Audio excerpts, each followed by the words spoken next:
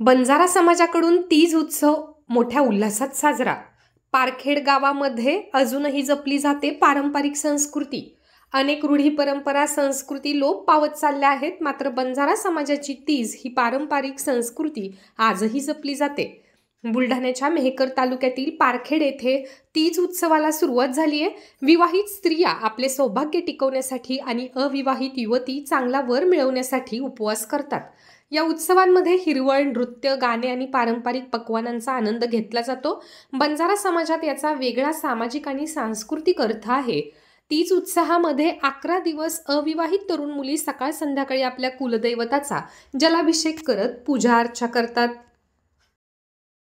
ही आमची बंजारा संस्कृती 5000 वर्षापासून आलेली आहे।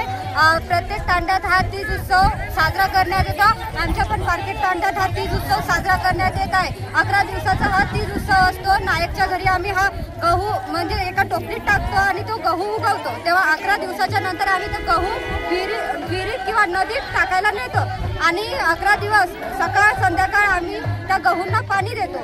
ही परंपरा 5000 वर्षापासून सुरू आहे आणि ही परंपरा पुढे पण चालावी अशी आमची विनंती आहे। आणि आम्हाला असं शासनांना असं म्हणायचं आहे की फक्त ही आमची बंजारा संस्कृती आहे, हा आमचा बंजारा त्योहार आहे, तर शासनाने या त्योहारानिमित्त शासकीय सुट्टी दिली पाहिजे। जय शेवालाल।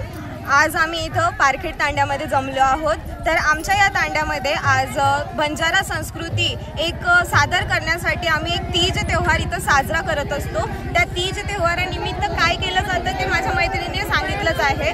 तर इथं ज्या कुवाऱ्या मुली आहेत त्या सर्व मुली मिळून एक तीज पेरत असतात आणि तिला दररोज पाणी देऊन हे 11 दिवसाचा हा कार्यक्रम असतो। त्यानिमित्ताने आम्ही शेवटच्या दिवशी अर्थातच 11व्या दिवशी या तीजेचं विसर्जन करत असतो।